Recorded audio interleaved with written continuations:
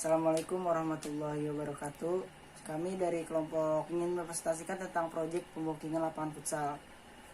Nah, di sini untuk bab satunya tentang proyek charter, di latar belakangnya di sini ada perkembangan sistem informasi dengan menggunakan komputer, merupakan sebuah media yang dapat memudahkan seseorang dalam mengelola data dengan tujuan mendapatkan informasi yang akurat dan mudah diakses oleh siapapun, dimanapun, dan kapan saja. Dan selanjutnya, pengelolaan data dan informasi yang baik sangat penting untuk kebutuhan suatu organisasi lembaga, apalagi yang berhubungan dengan bisnis. Salah satu contohnya yaitu seperti sistem penyewaan lapangan futsal.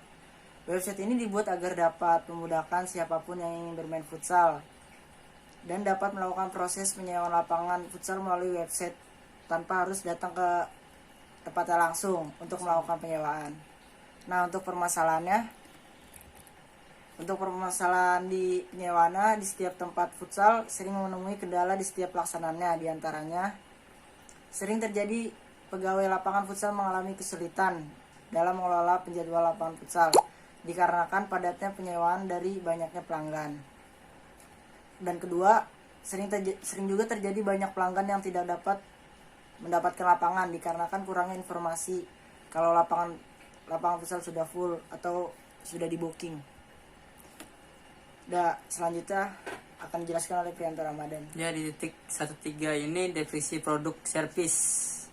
Service yang kami tawarkan adalah mudah, efisien, dan efektif dalam melakukan pencarian dan penyewaan lapangan futsal. Satunya mudah untuk melakukan mencari lapangan futsal, efisien, tidak menghabiskan waktu dalam pencarian lapangan futsal tersebut. Dua, hal yang diinginkan dari pemilik, memberikan informasi masalah penyewaan lapangan futsal ataupun mengecek lapangan futsal yang sudah disewa. Terus 1,4 poinnya, keuntungan yang diharapkan dengan adanya aplikasi penyewaan lapangan futsal ini, kami berharap semua pengguna dan user dapat mempermudah untuk penyewaan lapangan futsal tanpa harus repot-repot keluar rumah. Dan di sini ada 1.5 poinnya, perencanaan aktivitas secara global. Di sini ada definisi aktivitas, jumlah hari, dan estimasi biaya. Yang pertama ini desain sistem lapangan. Jumlah harinya tuh 14 hari, sekitar 4.200.000. Terus yang kedua, desain websitenya itu 10 hari. Terus pemrogramannya itu 30 hari, dokumentasinya 7 hari, dan training 10 hari, administrasinya 18 hari, tambahan kerja plus meeting plus dan lain-lainnya itu tak terhingga.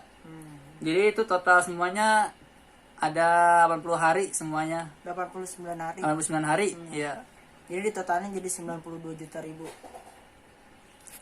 Nah, selanjutnya saya ingin menjelaskan tentang metodologi penelitian. Di sini metodologi penelitian yang kami gunakan dalam perkembangan proyek ini adalah metode waterfall. Alasan kami mengambil metode ini adalah karena metode waterfall melakukan pendekatan secara sistematis dan berurutan dalam membangun sistem. Proses metode waterfall yaitu pada pengerjaan dari suatu sistem dilakukan secara berurutan. Sistem yang dihasilkan berkualitas baik dikarenakan pelaksanaannya secara bertahap sehingga tidak berfokus pada tahapan tertentu. Tahapan dari waterfall adalah yang pertama, analisis kebutuhan. Tahap analisis kebutuhan dilakukan dengan menganalisa kebutuhan user, analisa perangkat lunak, perangkat keras yang dibutuhkan dalam mengembangkan sistem serta kebutuhan lain dalam pembuatan bisnis data.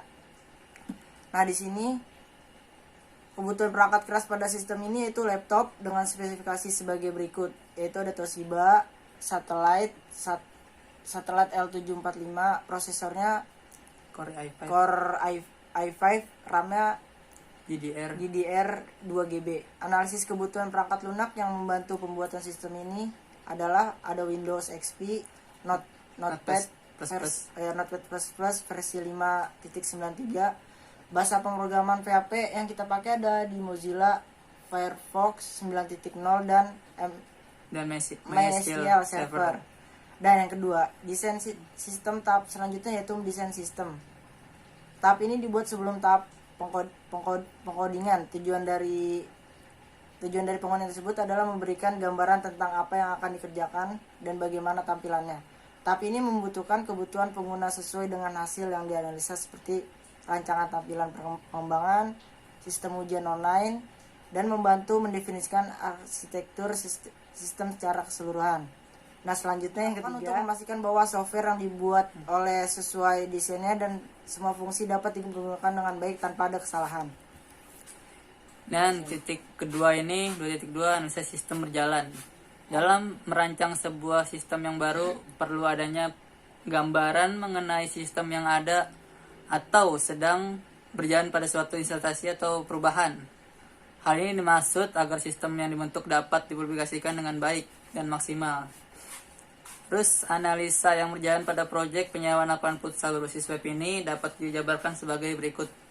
Prosedur penyewaan lapangan untuk member diusulkan. Yang pertama itu ada akses website MyFutsal melalui browser. Terus yang kedua itu daftar terlebih dahulu sebelum melakukan penyewaan. Jika sudah memiliki akun, tinggal login dan dapat melakukan penyewaan. Yang keempat itu selanjutnya tinggal masuk menu sewa dan mengisi detail sewanya.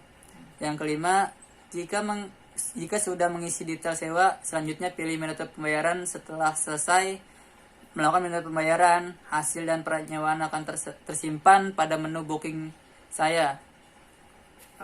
Selanjutnya untuk prosedur laporan admin diusulkan. Yang pertama, admin memproses penyewaan lapangan, dan yang kedua, admin menerima dan mengecek data penyewaan, dan yang ketiga, admin setiap bulannya membuat rekap untuk memberikan laporan ke pemilik lapangan.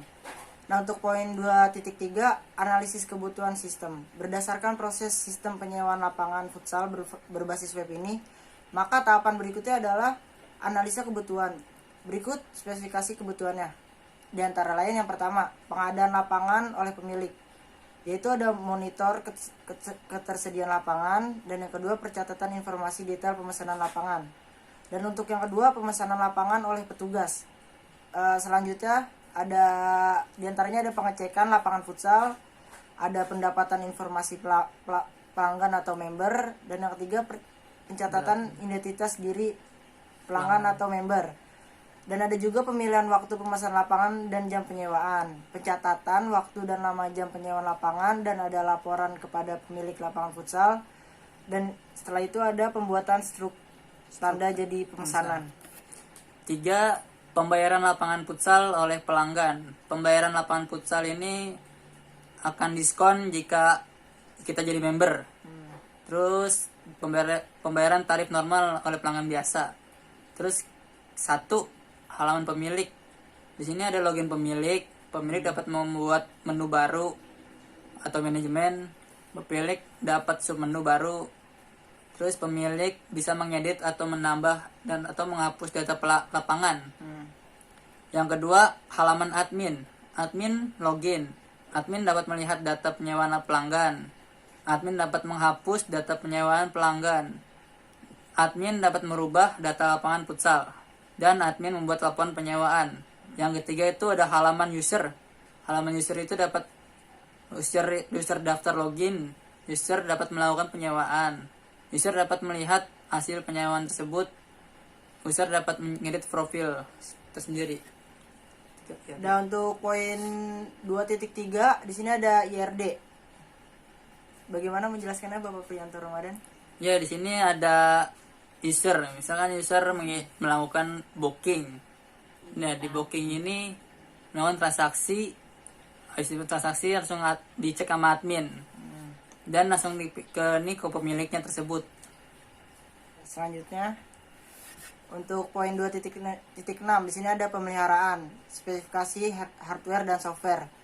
Nah, di sini kita membutuhkan, di sini ada kebutuhan dan keterangan. Untuk sistem Windows 10 64 bit, prosesornya ada AMD A6 5002 with Radeon. Iya, Radeon. Nah, untuk RAM-nya ada sebesar 4 GB. Untuk hard disknya 500 GB. Untuk monitornya 14 in LED. Untuk keyboardnya ada 101K. Untuk printernya ada L1 10 series. Dan untuk mouse-nya standar aja. Untuk software Yang kita pakai adalah bahasa pemrograman Visual Studio Code, Studio Code, Web Server, XMPP, Database Server, dan PHP MyAdmin. dia di sini bab ketiga, penutupan. 3,1 itu poinnya kesimpulan. Berdasarkan dari hasil perancangan sistem informasi proyek penyewaan lapangan futsal yang kita buat ini, yang telah dibangun, dapat ditarik kesimpulan bahwa aplikasi yang dirancang dapat memberikan kemudian bagi user atau pelanggan yang akan melakukan penyewaan atau pembookingan lapangan futsal ini. Terus yang kedua poinnya itu aplikasi yang memiliki desain tampilan interface yang menarik dan mempermudah dioperasikan oleh pengguna atau user. Terus yang ketiga itu 3.2 saran. Adapun saran-saran yang ingin penulis berikan sebagai berikut. Perlu diadakannya pengembangan sistem yang telah dibuat sehingga dapat mempermudah sesuai kebutuhan pemesanan atau penyewaan lapangan futsal tersebut. Untuk poin kedua ini, untuk informasi sistem pemesanan lapangan futsal ini tetap berjalan dengan baik, maka harus dilakukan perawatan maintenance secara berkala. Oke. Segini saja presentasi dari kami. Selebihnya bila ada kata yang kurang berkenan mohon dimaafkan. Wassalamualaikum Assalamualaikum warahmatullahi wabarakatuh.